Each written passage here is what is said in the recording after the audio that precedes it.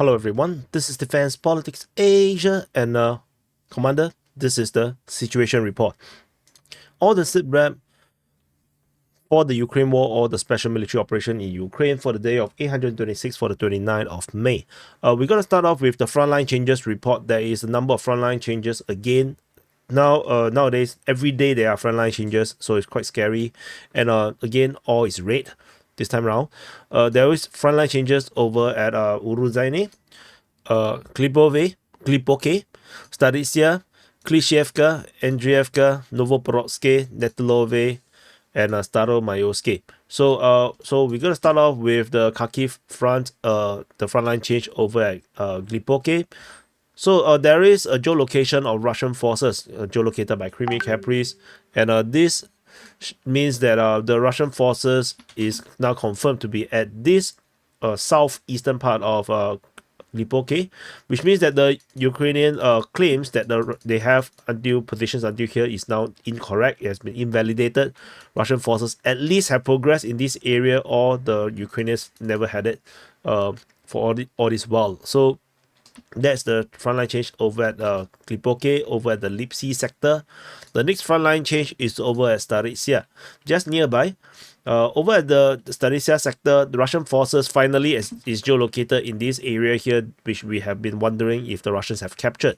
So Russian forces has basically progressed in this area here, and basically reducing the remaining Zaporizhzhia by quite a bit.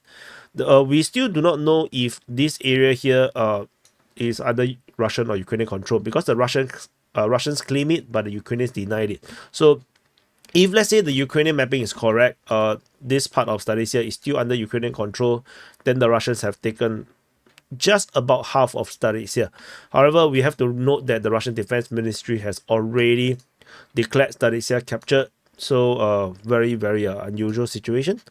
The next frontline change is over at the Bakhmut Front, over at Klishevka. So Bakhmut Front is here.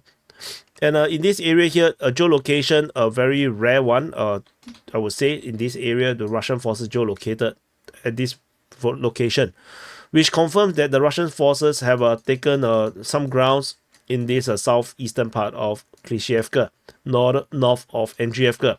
This is the very first indication or confirmation of any form of capture in this area since the claims that Klishevka and Avdiivka has been captured by the Russian forces. And this is not even anywhere close to where we will expect confirmation would be. For example, because now the claim is that the Russians have taken Klishevka and Avdiivka, I would expect some kind of geolocation to be like in this area, maybe here, or maybe here in somewhere that we can confirm that the Russians really indeed have taken this much ground. However, what we got is this, So yeah, so that's all. That's all. That's the Klishevka we have at home. So you just have to make do. We already have Klishevka at home. This is the one. So the next frontline change is just south of this location. So this is actually based on the Ukrainian mapping. They have disclaimed this certain part, showing that the Russians have made some little progress towards Avdiivka. However, on the Ukrainian mapping, Avdiivka is clearly still under Ukrainian control. So, and we have no way to confirm that Avdiivka has been ever taken by the Russians in the past 2 weeks. So the next frontline change, we move into Novoporodske over at the Avdiivka front. So this is Avdiivka city. At the Avdiivka front, Novoporodske, Russian forces geolocated along this junction of a tree line, confirming that they have taken some grounds towards Novoporodske. They are slowly crawling forward, very slowly, but nevertheless, it's still moving forward. So Novoporodske is still under Ukrainian control. The Russians are slowly, trying to straighten the front line, so it's just not there yet. Still a long way to go. The next frontline change after Novoporodske is Netailove. So Netailove, there is some massive changes. Russian forces have expanded their buffer zone around Netailove.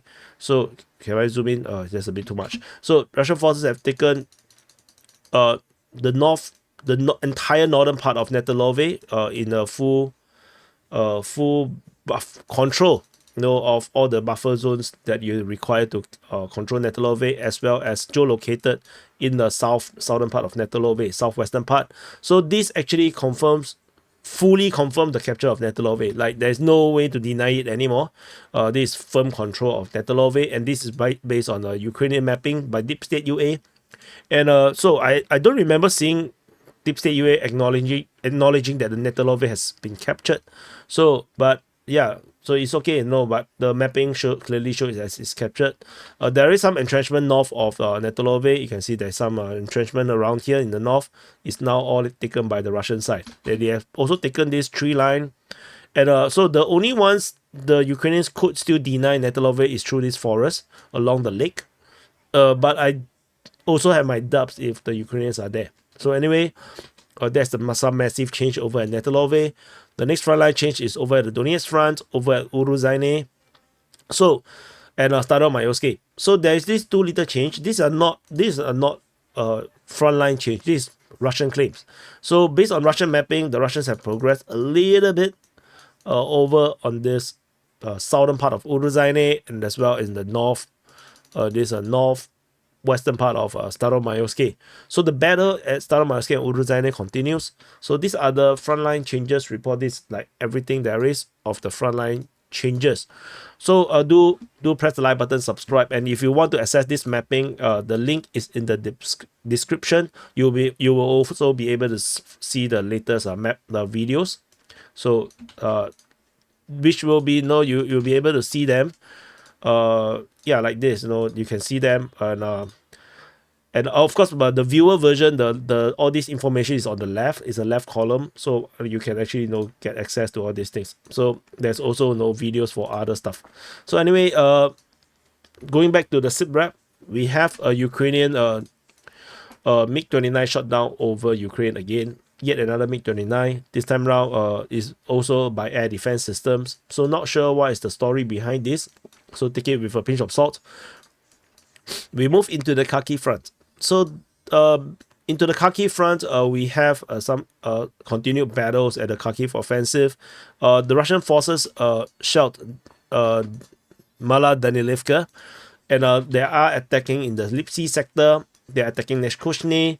They are still fighting in the area of Zaporizhzhia, and the battle of VOVCHANSK continue.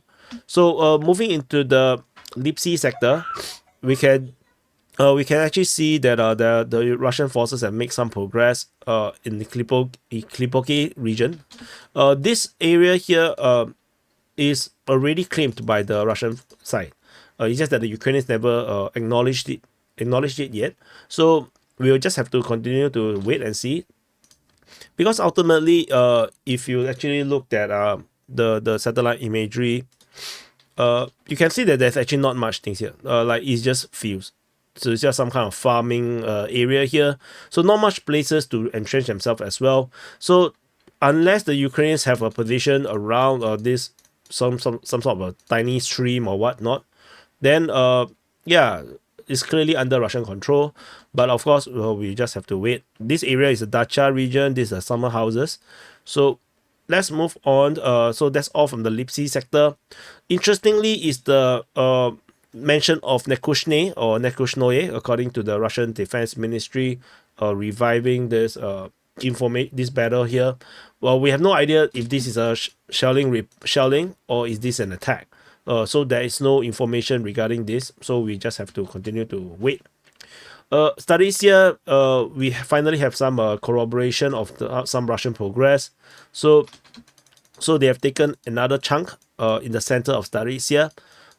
But so far we still cannot confirm if the Russians actually captured the entire of Zaporizhzhia as per claim by the Russian Defense Ministry. So moving on over at the Battle of VOVCHANSK. So other than there's some shelling over at Vilsha, I remember yesterday I told you that this is becoming a kill box because the Russians have basically blown up all the bridges, leaving just one bridge that is still not blown up. And knowing the Ukrainians, they refuse to concede any grounds. They will just keep sending reinforcement to hold the front line. And I say that this is going to becoming a kill box for the Ukrainians, for the Russians to not hit the Ukrainians, because the Ukrainians operate just like an AI. You know, when you play computer games, they just keep coming. So you just hold the front line, filter them into, funnel them into just one entrance, and then you can just shell them. And indeed, this is exactly what is happening right now. So the latest geolocation suggests that there is air strikes, and artillery strikes all over, VOVCHANSK. There's one over here. This is an airstrike. This is an artillery strike. This is another airstrike. Basically, the Ukrainians come in and take entrenchment positions into the buildings and whatnot. And then clearly, this is not a lot of grounds to be covered with civilian drones. The Russians are seeing exactly what's happening, then target them easily with airstrikes and artillery strikes. So this is becoming a stupid mission right now. And even when the Ukrainians, so actually the Ukrainians indeed have this position actually in the south. They do have some position in the south. There is a geolocation of some infantry. They're evacuating down this bridge. The bridge is already attacked once. It seems like it's still crossable by infantry. And as they are crossing, they got shelled very accurately by some artillery, and then everyone died. So it's just a few infantry carrying one injured comrade, and everybody died in that arty strike. So rest in peace. But this just shows how ridiculous the situation right now is over in the Battle of VOVCHANSK, where the Ukrainians, yes, it feels really wow, gung ho, where the Ukrainians are counterattack. They're pushing back the Russians. The Russian offensive is now stopped and whatnot. But the reality is the Russians are just holding a line right now, and then they're just bombarding whatever that comes in. This seems to be exactly how I predicted it to be, as I had reported it to be, and it's indeed now slowly showing to be the case. So the Battle of VOVCHANSK is becoming some sort of a grinder right now, and I think this is a trap.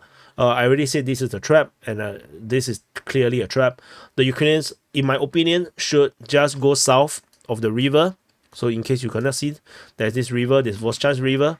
The Ukrainians should hold a defense line in the south of the river and just prevent the Russians from crossing over. Because there is no way the Ukrainians are going to break through in this area here in the north just with one bridge. And when your enemy have full artillery advantage and total air dominance. So the Ukrainians are just not supposed to do this. And you can see there's some high ground around here the Russians are holding. There's overlooking VOVCHANSK. So how high is this? Doesn't look very high. Yeah, but anyway, there's some high ground in the north. So the Russians are taking the very advantageous positions, and yeah, they just doesn't feel like the right thing to do for the Ukrainians to do whatever they are doing. So anyway, over at the Kupyansk front, Russian forces are still operating. They are attacking in the Siversk region. There's a pontoon bridge the pontoon bridge so destroyed over at Svatove. So there's actually a bridge over here. So the bridge over here is hit by the Russians. But that one is a pontoon. And then there is some geolocation of Russian airstrikes in the area of Stepovo, Novoselivka. So that's about it in the Kupyansk front. And further in the south, in the Svatove front, Russian forces are attacking in the Novoselivsk region. They are still attacking towards Druzhlyubivka. Some geolocation of airstrike on Lozova. So that's about it in the Svatove front. It's getting quiet. As you can see, the activities here is getting a lot less intense. If further south in the Kreminna front, at the Kreminna front, Russian forces are attacking Nevsky, Terny, Torske. They are shelling or attacking Kharkiv and shelling Srebrenica. And you can see that the focus is now coming to the south in this area here of the Oskil front. And then they are now pushing this sector. So the Ukrainians now have to redeploy if they have any artillery systems or air defense or whatnot to support the defense of this sector right now. Over at the Siversk front, Russian forces are attacking Bilohorivka and Vimka. There is not much information regarding this. Clearly, Bilohorivka is not captured. Russian Defense Ministry is not accurate in their announcement. And of course, as per the Kreminna front, Russian forces are shelling or attacking Kharkiv and Srebrenica. So that's all from the Siversk front. We move into the Bakhmut Front. At the Bakhmut Front, we have in the center part, Russians attacking Novi as well as towards Chasivya. This battle still continues. There is not much details regarding this. We move further south. The Russian forces are attacking south of Ivanivsky. So this is Ivanivsky. They're attacking south of Ivanivsky. There is a geolocation showing that the Ukrainian counterattack was not successful. And then there's a Russian geolocator here, as mentioned, the very first of its kind to to verify some kind of a Russian capture of Klishchiivka and Andriivka, and there's fighting reported in the Andriivka region. This is reported by the Deep State UA, showing the frontline change, which means that there is still no corroboration that the Russians have taken Andriivka or Klishchiivka. Ukrainians most likely still have the high ground around here, and they are still defending this entire region here. So that's all we know of right now in the Bakhmut Front.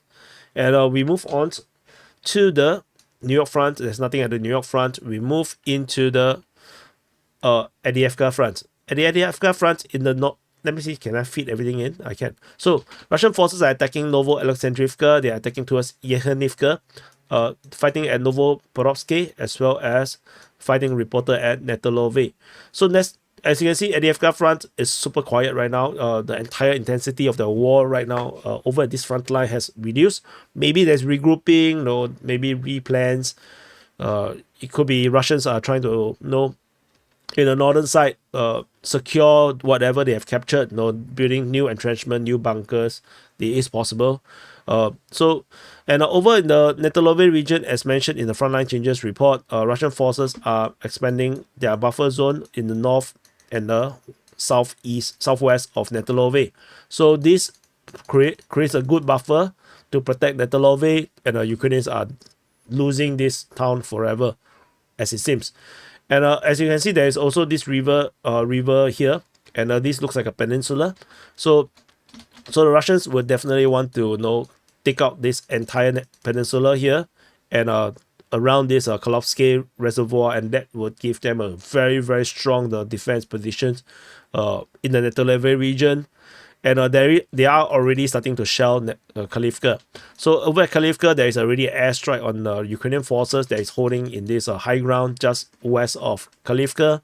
So situation, as usual, is messed up. So there is shelling over at Svatove as well, according to the Russian Defense Ministry. So that's about it. Over in the Donetsk Front. At the Donetsk Front, the Ukrainian forces are counterattacking at Krasnohorivka. I'll talk more about that. Russian forces are attacking Konstantinivka, shelling Yelizavetivka. And then the battle of Staromayoski and Uruzhaine continues, shelling reported at Starozheve. So that's the strategic situation around here. Also seems to be very slowed down. Only Velika Novosilka is the intense one. Over the Krasnohorivka, there is an interesting geolocation. There's a Bradley infantry fighting vehicle that actually storms all the way towards the Russian position. It's like a suicide attack in a way. So the Ukrainian armored vehicle through the high ground go down or go through the fields. I'm not sure. I cannot remember. But basically, they got destroyed around here. It got first struck by an FPV drone, which disabled the vehicle, and then it was finished off by artillery. Allegedly, the crew of this Bradley fighting vehicle are all captured. If you do not believe the videos, then maybe they're not captured, maybe they're all killed off. So because they are way too far from the front line, they basically traveled 2.5 kilometers away from the Ukrainian lines in this heroic rush into the rear line, which will have no chance of success, because what can you do with one infantry fighting vehicle? So it's a bizarre thing. Clearly this operation don't make sense for me to change the front line, but I just want to highlight that the Ukrainians, which basically came all the way here, far away from the front line, so which resulted in the report that this is actually a counterattack. But yeah, it's just too little, too much for them. Nothing interesting to talk about in the the Konstantinivka region. In the battle of Uruzhaine and Staromayoski, fighting continues. The situation right now is a bit more difficult right now for the Russians, as the Ukrainians are trying to defend whatever they could, to hold back the Russians to prevent the capture of Staromayoski. Uruzhaine has traditionally been pretty strong, so the Russians did not have much progress in this area here. And we zoom out. There is an airstrike on the Velika Novosilka. So there's one airstrike geolocated, and that's about it for the Donetsk Front.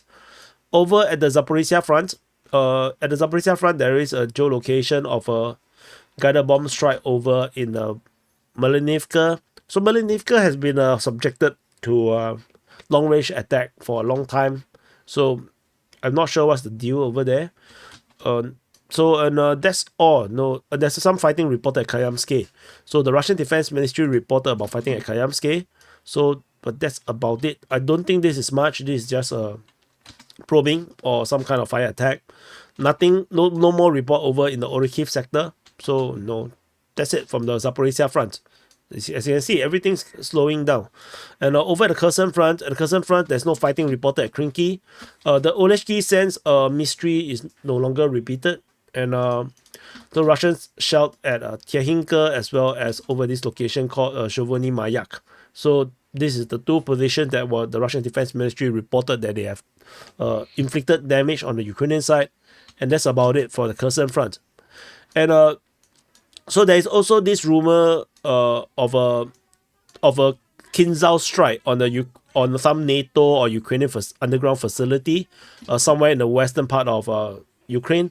I will be looking more. I will research more about it and talk about it in separate video in details. Most probably on the main channel, because I don't want to just report it, because yeah, it's just published on the pro-Russian side. So it's hard to to just verify if that happens or whatnot. And it's not really mentioned by my trusted sources much. So there's nothing to really, to corroborate that into the map. So anyway, I will just look into it, and if there is something, then I'll talk more about it. So do press the like button, subscribe, Commander. I need your support, and I'll see you guys in the next update.